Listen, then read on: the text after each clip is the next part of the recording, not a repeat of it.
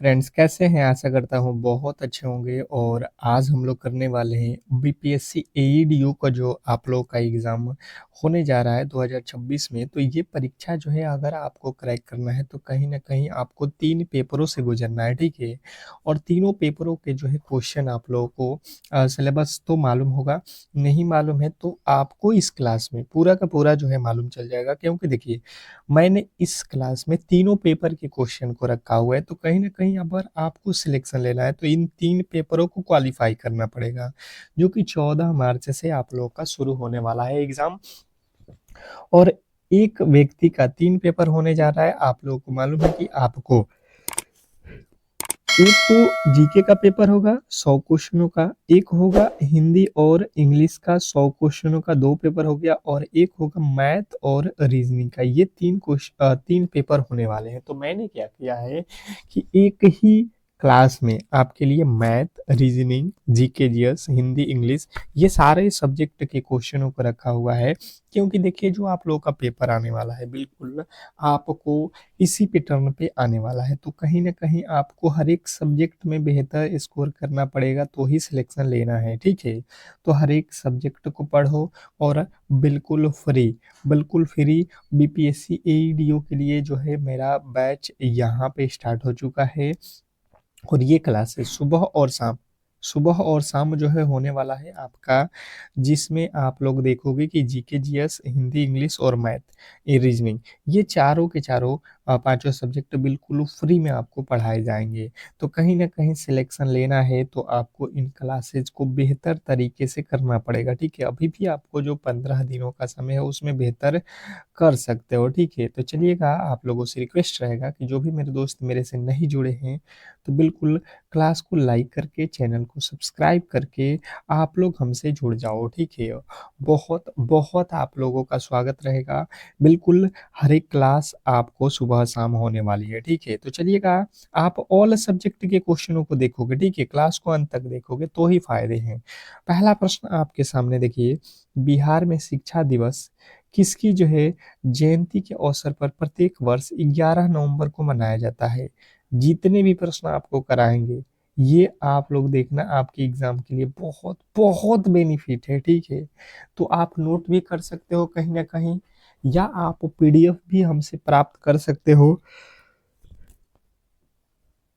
बिल्कुल, जो भी मेरे दोस्त बता रहे हैं कि बिहार में शिक्षा दिवस जो है यहाँ पे मौलाना अबुल कलाम आज़ाद के जयंती के अवसर पर जो है 11 नवंबर को मनाया जाता है। ऑप्शन नंबर बी वाले बिल्कुल राइट उत्तर है। जिन्होंने बी को चुना उनके 100% सही उत्तर है। इसमें कहीं से भी आपके डाउट नहीं होने चाहिए। नेक्स्ट प्रश्न की ओर चलेंगे। अगला प्रश्न आपके सामने है कि जो है भारतीय संविधान के किस अनुच्छेद के तहत 6 से जो है 14 वर्ष के बच्चों के लिए शिक्षा का जो है अधिकार एक मौलिक अधिकार है? वीवीआई प्रश्न है, स्टार लगा लो, मैं फिर कह रहा हूँ। जो भी प्रश्न चुन कर लाया हूँ ये समझ लीजिए कि गेस किया हुआ प्रश्न है और आपको सिलेक्शन दिलाएगा। तो संविधान का कौन सा अनुच्छेद है जो इसमें जो है 6 से लेकर 14 वर्ष के बच्चों के लिए शिक्षा का जो है अधिकार मौलिक अधिकार है? ये आर्टिकल 21 ए में बताया गया है। ऑप्शन नंबर बी जो है आपके बिल्कुल राइट उत्तर है। अगला प्रश्न आपके सामने है कि मिड डे मील योजना का नाम बदलकर अब जो है क्या कर दिया गया है? Question number 3। तीसरे नंबर प्रश्न के जो राइट उत्तर है बताने की कोशिश कीजिए सभी लोग। Mid day meal mid day meal योजना का नाम बदलकर क्या कर दिया गया है? तो जो भी मेरे दोस्त यहाँ पे बता रहे हैं कि जो है पीएम पोषण शक्ति निर्माण, बिल्कुल राइट उत्तर है पीएम पोषण शक्ति निर्माण, ऑप्शन नंबर बी। नेक्स्ट प्रश्न की ओर चलेंगे और अगला प्रश्न आपके सामने है, कह रहा है कि बिहार में साक्षरता दर बढ़ाने के लिए अक्षर आंचलन योजना मुख्य रूप से किसके लिए जो है चलाई गई थी? Question number 4। चौथे नंबर प्रश्न के राइट उत्तर बताएंगे सभी लोग। बिहार में साक्षरता दर को बढ़ाने के लिए अक्षर आचलन योजना मुख्य रूप से किसके लिए चलाई गई थी? तो जिन्होंने बताया महिलाओं के साक्षरता के लिए, बिल्कुल राइट उत्तर है आपके ऑप्शन नंबर सी। अभी आपके रीजनिंग आने वाला है, मैथ आने वाला है, हर एक क्वेश्चन आपको कराऊंगा, आप क्लास में बने रहो, ठीक है।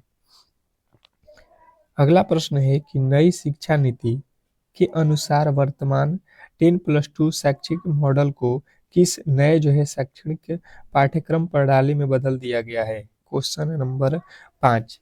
पांचवें नंबर प्रश्न के राइट उत्तर बताएंगे। 10+2 के लिए, 12th के लिए आपको बताना है। तो जो भी मेरे दोस्त बता रहे हैं 5+3+4 बिल्कुल राइट उत्तर है option number B. 5+3+3+4 option number जिन्होंने बी को चुना उनके बिल्कुल राइट उत्तर है। नेक्स्ट प्रश्न की ओर चलेंगे और अगला प्रश्न आपके सामने है, निम्नलिखित में से कौन सा अधिगम का एक जो है मनोवैज्ञानिक सिद्धांत है? Question number 6। छठे नंबर प्रश्न के जो राइट उत्तर है बताने की कोशिश कीजिए सभी लोग। निम्नलिखित में से कौन सा अधिगमन का जो है एक मनोवैज्ञानिक सिद्धांत है? तो जिन्होंने बताया है यहाँ पे कि जो है प्रयास एवं त्रुटि का सिद्धांत, शास्त्रीय अनुबंधन सिद्धांत, सक्रिय जो है अनुबंधन सिद्धांत, ये सभी होते हैं। तो ऑप्शन नंबर डी जो है आप लोगों के बिल्कुल राइट उत्तर है। नेक्स्ट प्रश्न की ओर चलेंगे और अगला प्रश्न है कि कोठारी आयोग की रिपोर्ट का जो है मुख्य शीर्षक क्या था? काठोरी आयोग का जो है आयोग की जो है रिपोर्ट का मुख्य जो है शीर्षक क्या है? Question number 7। सातवें नंबर प्रश्न के राइट उत्तर बताने की कोशिश कीजिए सभी लोग। तो जिन्होंने बताया है यहाँ पे शिक्षा और राष्ट्रीय विकास, बिल्कुल राइट उत्तर है शिक्षा और राष्ट्रीय विकास। नेक्स्ट प्रश्न की ओर चलेंगे और अगला प्रश्न आपके सामने है, सतत एवं व्यापक मूल्यांकन का जो है मुख्य उद्देश्य क्या है? सतत एवं व्यापक मूल्यांकन का जो है जो मुख्य उद्देश्य क्या है? Question number 8। आठवें नंबर प्रश्न के राइट उत्तर बताने की कोशिश कीजिए सभी लोग। तो जिन्होंने बताया है यहाँ पे कि छात्र के विकास के सभी पहलुओं का जो है मूल्यांकन करना, बिल्कुल राइट उत्तर है ऑप्शन नंबर बी। नेक्स्ट प्रश्न आपके सामने है कि बिहार के किस जिले में प्रसिद्ध जो है विक्रमशिला विश्वविद्यालय के अवशेष स्थित है? बिहार के किस जिले में प्रसिद्ध विक्रमशिला विश्वविद्यालय के अवशेष स्थित है? तो जो भी मेरे दोस्त यहाँ पे बता रहे हैं 9वें नंबर प्रश्न के राइट उत्तर भागलपुर, उनके बिल्कुल राइट उत्तर है option number B Bhagalpur. Next प्रश्न की ओर चलेंगे और अगला प्रश्न आपके सामने है, राष्ट्रीय पाठ्य चर्चा रूपरेखा 2005 के अनुसार एक शिक्षक की जो है भूमिका कैसी होनी चाहिए? एक शिक्षक की भूमिका कैसी होनी चाहिए? तो जो भी मेरे दोस्त यहाँ पे बता रहे हैं कि सुविधा दाता, उनके बिल्कुल राइट उत्तर है सुविधा दाता, ऑप्शन नंबर सी जो है बिल्कुल राइट उत्तर है। जिन्होंने सी को चुना उनके बिल्कुल राइट उत्तर है। नेक्स्ट प्रश्न की ओर चलेंगे और अगला प्रश्न आपके सामने है और देखिए यहाँ पे आ चुका है गणित का प्रश्न। कह रहे हैं आप लोगों को फिर से कि अगर आपको सिलेक्शन लेनी है तो कहीं ना कहीं क्लास को लाइक करके चैनल को सब्सक्राइब करके जुड़ जाओ। हर एक प्रश्न कराऊंगा जो आपके सिलेबस के अकॉर्डिंग है, ठीक है। तो सिलेबस के अकॉर्डिंग आपकी क्लासेज बिल्कुल रेगुलर चलने वाली है, कहीं पर भी दिक्कत नहीं होगा, ठीक है। कह रहा है कि यदि किसी संख्या के 60% में से 60 घटाया जाए तो परिमाण 60 होता है, वह संख्या क्या है? बहुत बहुत इंपॉर्टेंट प्रश्न है गणित का, बताने की कोशिश कीजिए।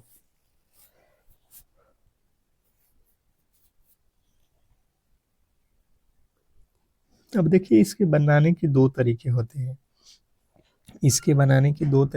हैं, आप इसको सॉल्व करने की कोशिश करो। एक तो आप ऑप्शन से जा सकते हो, दूसरा कि जिस जिस तरीके से बोला है उस तरीके, किसी संख्या नहीं मालूम है उसको मान लो x, इसका 60% यानी कि 60/100 कर लो।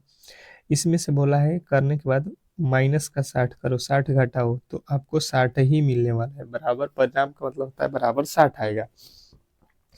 आप देखो यहाँ से ये कट जाएगा और आपका हो जाएगा x, ये फिर से कट जाएगा 2 के पहाड़ में 3 मर्त में, ये 5 मर्त में, यानी कि 3/5, 3x/5 बराबर, ये जो माइनस का है इधर जाएगा तो प्लस का 60 हो जाएगा, 60 60 120, ये 3 के पहाड़े में ये कट जाएगा, ऊपर का ऊपर, 3 चौका 12 40, 40 में ये 5 से गुणा हो जाएगा तो ये हो जाएगा 4 पचे 20, 200, यानी कि आपका जो संख्या है ये जो है 200 होगा। 200 का जो है अगर आप 60% निकालते हो, 60 घटाते हो तो 60 मिलेगा। अगला प्रश्न आपके सामने है कि एक आयत की लंबाई में 20% की वृद्धि और चौड़ाई में 10% की कमी की जाती है तो इसके क्षेत्रफल में कितने प्रतिशत की परिवर्तन होंगे। ये आप लोगों के प्रश्न बहुत बहुत इंपॉर्टेंट है, बताएंगे। क्वेश्चन नंबर 12 पे आ चुके हैं। 12वें नंबर प्रश्न के राइट उत्तर क्या होने वाला है। क्वेश्चन नंबर 12 पे आ चुके हैं। बेहतर तरीके से समझने की कोशिश करेंगे तो आप इस प्रश्न को सॉल्व कर सकते हो। सबसे पहले देखो, अगर मान लो कि लंबाई या चौड़ाई हमेशा परसेंटेज में 100 ही होते हैं तो 100% है तो वृद्धि कहेगा तो यहाँ से आपको प्लस करना पड़ेगा, यानी कि लंबाई हो जाएगा अब 120, कितना हो जाएगा यहाँ पे 120, क्योंकि 20% की वृद्धि अब हो गई, यहाँ से 20% बढ़ा। फिर चौड़ाई कह रहा है कि 10% की कमी, अर्थात अगर 100% की चौड़ाई है तो यहाँ पे 10% की कमी करोगे तो 90 हो जाएगा। बात समझ में आ, क्या होगा जब बढ़ाना होगा, वृद्धि कहेगा तो 10% या 20% आपको बढ़ाना है, जितना कहेगा वो भी 100 पे।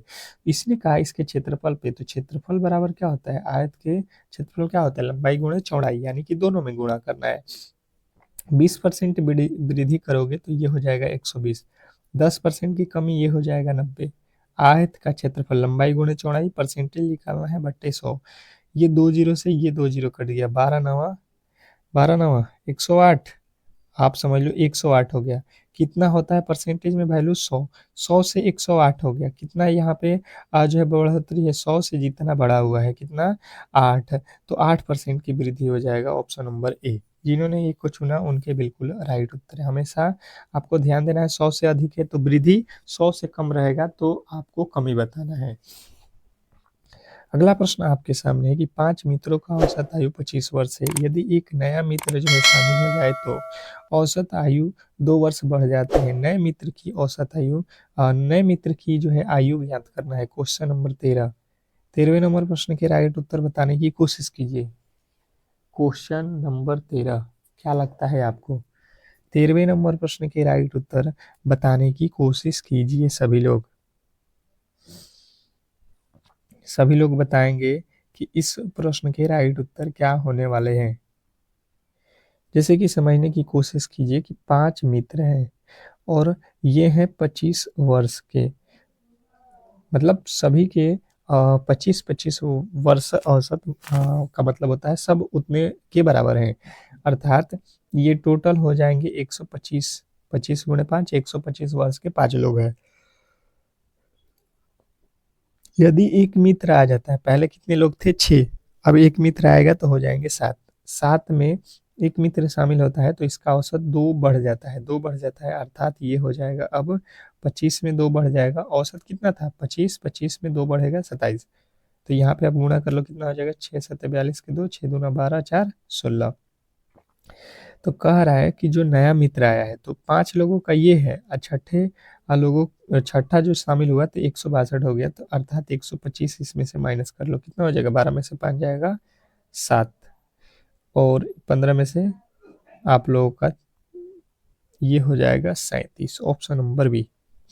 ऑप्शन नंबर बी जो है आपके बिल्कुल राइट उत्तर है, इसमें कहीं से भी गलती नहीं होनी चाहिए। नेक्स्ट प्रश्न की ओर चलेंगे और अगला प्रश्न कह रहा है कि एक वस्तु को 960 में बेचने पर 20% की हानि होती है तो 20% लाभ कमाने के लिए उसे कितने में बेचना चाहिए। बहुत बहुत इंपॉर्टेंट प्रश्न है और मैंने बार बार आप लोगों को बताया हुआ है कि ऐसे प्रश्नों को किस तरीके से आपको हैंडल करना है ताकि आसानी से ये प्रश्न बन जाए। आपको क्या करना है कि आपको मालूम है कि 100% की वस्तु रहेगी, अगर आपको हानि हो रहा है तो इसको 20% की हानि अर्थात 80 में बेचोगे। अगर 100 की वस्तु है, अगर आपको लाभ कमाना है 20% का तो इसे 120 120 में बेचोगे तभी तो फायदा होगा, 100 का 120 में बेचोगे तो बिल्कुल बात क्लियर है। 960 रुपया की वस्तु है, इसने कहा 20% की हानि पर बेचा जा रहा है, तो 20% की हानि पर बेचा जा रहा है तो पहले हम पता करेंगे कि कितने में खरीदे हैं, तो 100 में, अब बेचे हैं 180 में। फिर कह रहा है कि 20% का लाभ, 20% का लाभ का मतलब हो गया कि 100 रुपये का सामान हम 120 रुपये में बेचेंगे तभी तो फायदा होगा। तो अब यहाँ से देख लो, ये 100 से 100 कट गया, 12 आठे 96, 12 आठे 96 होता है, यहाँ से एक जीरो से एक जीरो तो कट गया है, यहाँ पे तो जीरो कट गया है, ठीक है। अब यहाँ पे देखिएगा 12 12 ही 144 पे एक जीरो लगा दीजिएगा, बिल्कुल राइट उत्तर है यहाँ पे ऑप्शन नंबर बी। जिन्होंने बी को चुना उनके बिल्कुल राइट उत्तर है। नेक्स्ट प्रश्न की ओर चलेंगे और अगला प्रश्न आपके सामने कह रहा है अंडर रूट 0.009 गुणे 0.01 का जो है मान क्या होने वाला है। क्वेश्चन नंबर आपके सामने 15। 15वें नंबर प्रश्न के जो राइट उत्तर है बताने की कोशिश कीजिए। क्वेश्चन नंबर 15, सबसे पहले आप देखोगे यहाँ पे तो होने वाला क्या है, आप देख लो यहाँ पे क्या होने वाला है। सबसे पहले इसके वर्गमूल निकालो, यहाँ पे टोटल अंकों की संख्या 4 है तो इसके बदले पहले तो 0.0 हो जाएगा, 0.0, और यहाँ पे देखो 4 अंकों में है तो इसका वैल्यू 2 अंकों में आएगा, 3 का 9 का वर्गमूल 3 गुणे यहाँ पे हो जाएगा, आप देख लो 0.1 का क्या होगा, एक ही होगा 0.1, आप इसको गुणा कर लो, आप इसको गुणा कर लो, कितना आ जाएगा, 3 अंकों पे, एक अंक यहाँ पे 2 अंक यहाँ पे, कितने अंकों पे पॉइंट लगेगा, 3 अंकों पे, 3 एकम में 3। आपके जो राइट उत्तर है ऑप्शन नंबर ए। बिल्कुल सिंपल तरीके से आप सॉल्व कर सकते हो। नेक्स्ट प्रश्न की ओर चलेंगे और अगला प्रश्न आपके सामने है कि दो संख्याओं का लघुत्तम समापवर्तक 120 और महत्तम समापवर्तक 10 है, यदि एक संख्या 30 है तो दूसरी संख्या क्या है। Question number 16। 16वें नंबर प्रश्न के जो राइट उत्तर है बताने की कोशिश कीजिए। क्वेश्चन नंबर 16, क्या लगता है आपको 16वें नंबर प्रश्न के राइट उत्तर मैंने आपको बताया है कि एलसीएम गुणे एचसीएफ, फार्मूला बताया हुआ है एलसीएम गुणे एचसीएफ बराबर पहली संख्या और गुणे दूसरी संख्या, यही तो होता है फार्मूला। आपको एलसीएम दिया गया है 120 गुणे एचसीएफ दिया गया है 10 बराबर पहली संख्या 30, तो दूसरी संख्या क्या होने वाली है ये आपको बताना है।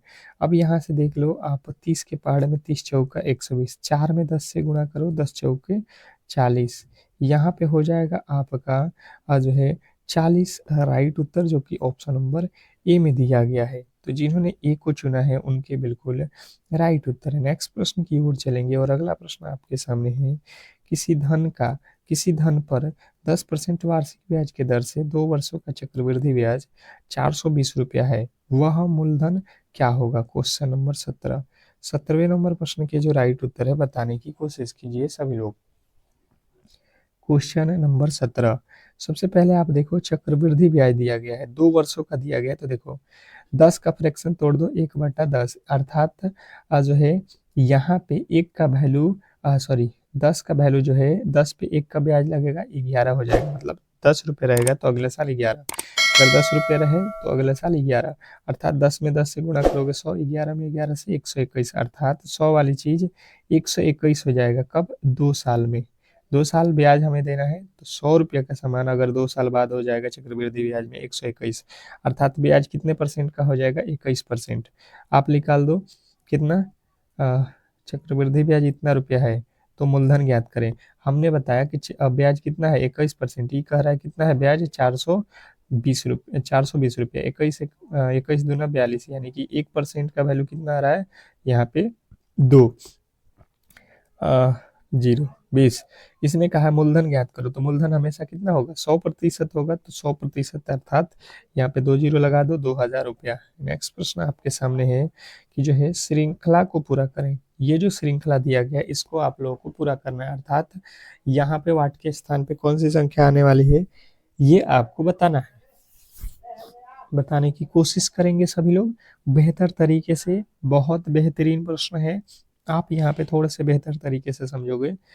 5 लिखा है, 5 में 2 से गुणा कर दो और 1 जोड़ दो, 5 दूना 10 और 1 11 हो जाएगा। फिर 11 है, इसमें 2 से गुणा करो, 1 जोड़ दो, 11 दूना 22 और 1 23। फिर 23 है तो इसमें 2 से गुणा कर दो और 1 जोड़ दो, 23 दूना 46 और 1 47। अगला है 47, 47 गुणे 2 प्लस का 1, 47 दूना कितना हो जाएगा 94 और 1 95 आप यहाँ पे देख रहे हो। फिर उसके आगे जो है आपका कितना है 95, इसमें 2 से गुणा करो और 1 जोड़ दो तो ये हो जाएगा 190 दूना 100 जो है 95 दूना 190 और प्लस का 1 91 हो जाएगा, ऑप्शन नंबर बी। अगला प्रश्न आपके सामने है कि यदि वाटर को जो है ये लिखा जाता है तो हिंदी को क्या लिखा जाएगा। देखिए कोडिंग डिकोडिंग का प्रश्न आ चुका है, आप बेहतर तरीके से समझने की कोशिश करेंगे कि जो है यहाँ पे लिखा है डब्लू, डब्लू के बाद वाई लिखा है तो डब्लू के बाद तो होता है एक्स और एक्स के बाद वाई यानी कि +2 किया गया है। तो आप एच में 2 प्लस करो, एच होता है 8 पे 2 प्लस करोगे 10 पे होता है जे, ये दोनों गलत। यहाँ पे देखो के है तो के ही लिखेंगे, यहाँ पे देखो के पी आएगा, यही आएगा। इसके आगे एफ, एफ जी, यहाँ पे एफ है, यहाँ पे जी और एफ को चेंज कर लो, यानी कि ई के बाद जी लिखा है, 2 प्लस कर लो यह है। अब भी डी में 2 प्लस करोगे कितना आएगा, एफ आता है, यानी कि जी वाला बिल्कुल गलत। आप ऑप्शन नंबर ए के साथ जाओगे, मुझे लगता है गलती की गुंजाइश किसी भी एंगल से नहीं होने वाला है। नेक्स्ट प्रश्न की ओर चलेंगे और अगला प्रश्न आपके सामने है कि एक महिला की ओर इशारा करते हुए एक व्यक्ति ने कहा, एक व्यक्ति ने कहा अर्थात वह व्यक्ति आप हो, ठीक है, अपने आप को समझो। वह मेरे पिता की इकलौती बहू की बेटी है, वह मेरे पिता की इकलौती बहू अर्थात आपकी जो वाइफ होगी, आप अपने पिता के इकलौते बेटे हैं, आपके आप इकलौते बेटे हैं तो आपकी वाइफ जो होगी इकलौती बहू होगी और बहू की बेटी यानी कि आपकी बेटी। उस व्यक्ति का उस महिला से क्या संबंध है, उस महिला से यानी कि उस महिला क्या लगेगी, तो बताएंगे यहाँ पे। आप क्लियर समझ गए होंगे कि वह क्या लगेगी, आ, उस व्यक्ति का उस महिला से, ये महिला जो है ये महिला, इसका ये व्यक्ति कौन लगेगा, ये व्यक्ति आप हो और ये आपकी कौन है बेटी, तो बेटी आपको क्या बोलेगी, तो पिता। ऑप्शन नंबर सी जो है आपके बिल्कुल राइट उत्तर है। नेक्स्ट प्रश्न आपके सामने है, विषम शब्द को चुने। विषम शब्द चुनना है, आपके दिए गए हैं वर्ग, वर्ग आप इस तरीके से बना लो, त्रिभुज आपको आयत बना लो और गोला ये देख लो। इसमें अलग कौन है ये देख रहे हो, इसमें भुजाएं हैं पर इसमें भुजा नहीं है, ये गोला में कितने भुजा होते हैं पता नहीं है, ठीक है, तो अलग हो गया। अगला प्रश्न आपके सामने कि यदि 1 जनवरी 2024 को सोमवार था तो 1 जनवरी 2025 को कौन सा दिन होने वाला है, क्वेश्चन नंबर 22। आप देखोगे कि 2024 क्या होता है, इसमें 4 से भाग लग जाएगा पूरा पूरा, तो लीप वर्ष है। तो लीप वर्ष आपको मालूम है कि लीप वर्ष में हमेशा 2 प्लस कर दिया जाता है, मतलब सोमवार है तो सोमवार में 2 प्लस कर दो, सोमवार के बाद के पहला सोमवार के बाद से मंगलवार और दूसरा जो है बुधवार, अर्थात बुधवार जो है आपके राइट उत्तर हो जाएगा। हमेशा लीप वर्ष में 2 प्लस करना होता है, ठीक है, याद रखेंगे। नेक्स्ट प्रश्न, अगला प्रश्न आपके सामने है कि लुप्त संख्या को चुने। क्या करना है आपको, लुप्त संख्या चुनना है। यहाँ पे देखो क्या किया गया है, बिल्कुल 2 से 6 हो गया, 2 से 6, 6 से 12, 12 से 8, 20, 20 से 30। हमने देखा कि 2 से 6 अर्थात 4 जोड़ दिया, 6 से 12 6 जोड़ दिया, 12 से 20 8 जोड़ दिया, 20 से 30 10 जोड़ दिया। तो इसके आगे आप चलोगे तो क्या हो जाएगा, 4 6 8 10, 10 के बाद 12, तो ये हो जाएगा 30 12 42, ऑप्शन नंबर बी।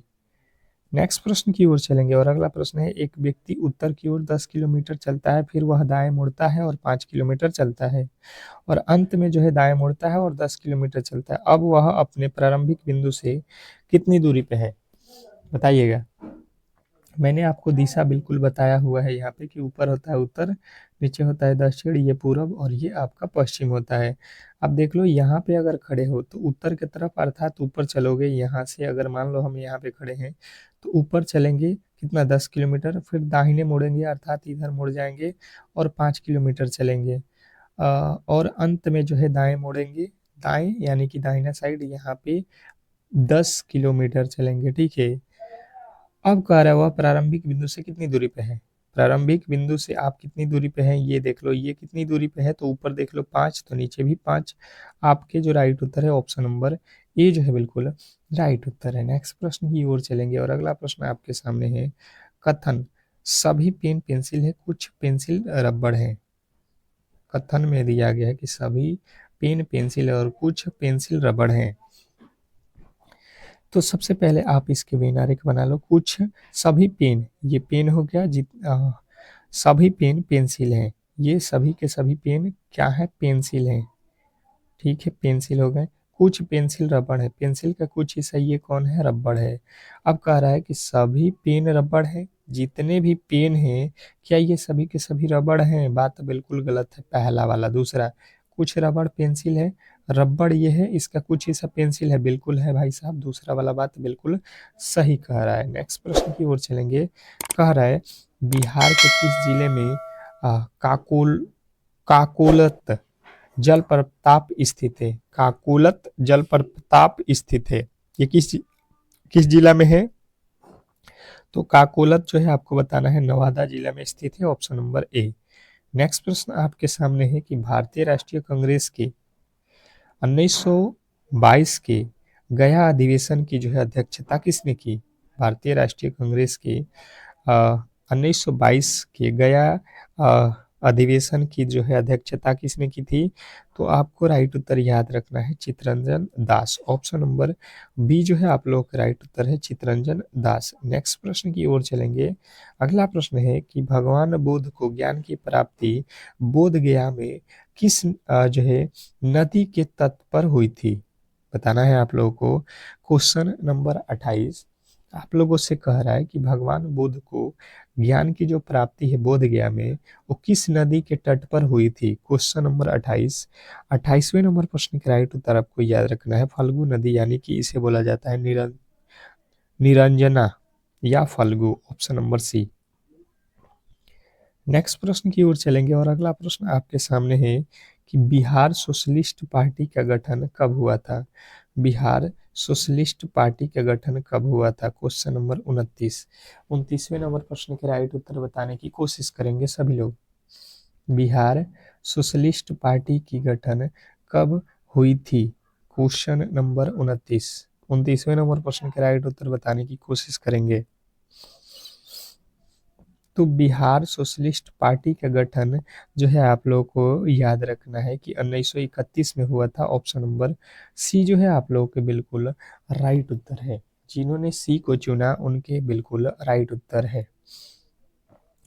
नेक्स्ट प्रश्न आपके सामने है कि भारत के संविधान में शिक्षा किस सूची का विषय है, भारत के संविधान में शिक्षा किस सूची का विषय है, क्वेश्चन नंबर 30। 30वें नंबर प्रश्न के राइट उत्तर बताने की कोशिश करेंगे। क्वेश्चन नंबर 30 भारत के संविधान में शिक्षा किस सूची का विषय है, तो जिन्होंने बताया है यहाँ पे समवर्ती सूची उनके बिल्कुल राइट उत्तर है, ऑप्शन नंबर सी, जिन्होंने सी को चुना उनके बिल्कुल राइट उत्तर है। नेक्स्ट प्रश्न आपके सामने है बिहार में चंपारण सत्याग्रह के दौरान महात्मा गांधी की ज्ञान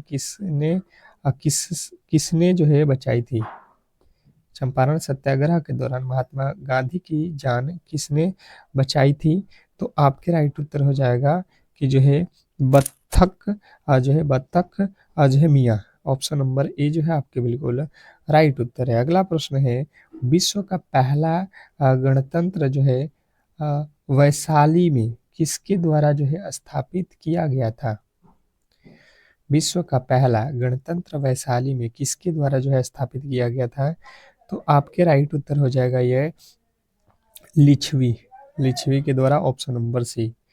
नेक्स्ट प्रश्न की ओर चलेंगे और अगला प्रश्न आपके सामने है नीति आयोग के वर्तमान अध्यक्ष कौन है, नीति आयोग के वर्तमान अध्यक्ष कौन है, क्वेश्चन नंबर 33। 33वें नंबर प्रश्न के राइट उत्तर बताने की कोशिश करेंगे।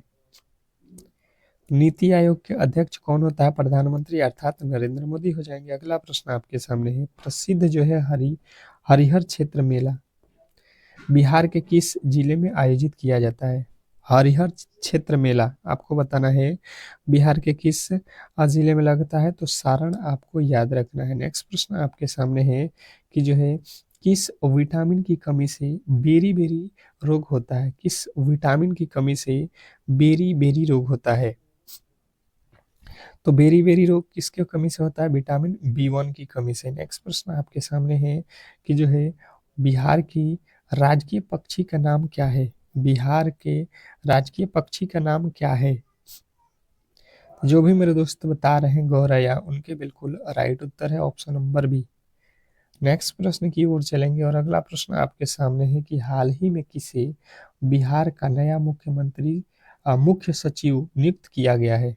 हाल ही में किसे बिहार का नया मुख्य सचिव नियुक्त किया गया है। तो जिन्होंने बताया यहाँ पे कि अमृत लाल मीणा बिल्कुल राइट उत्तर है। नेक्स्ट प्रश्न की ओर चलेंगे और अगला प्रश्न आपके सामने है सौरमंडल का सबसे बड़ा ग्रह कौन सा है। सौरमंडल का सबसे बड़ा ग्रह कौन सा है। तो आप लोगों को याद रखना है Brihaspati, option number C. Next प्रश्न आपके सामने है स्वराज मेरा जन्मसिद्ध अधिकार है और मैं इसे लेकर रहूंगा, यह नारा किसने दिया। स्वराज मेरा जन्मसिद्ध अधिकार है और मैं इसे लेकर रहूंगा, यह नारा किसने दिया। तो जिन्होंने बताया यहाँ पे बाल गंगाधर तिलक, उनके बिल्कुल राइट उत्तर है। नेक्स्ट प्रश्न आपके सामने है कि बिहार विधानसभा में कुल कितनी सीटें हैं। बिहार विधानसभा में कुल सीटों की संख्या कितनी है, तो आपको मालूम है 243। कितने हैं, 243। ऑप्शन नंबर बी जो है आपके बिल्कुल राइट उत्तर है।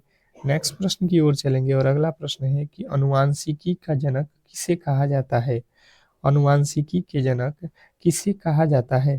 Question number 41। 41वें नंबर प्रश्न का राइट उत्तर हो जाएगा ग्रेगर जोहन मेंडल।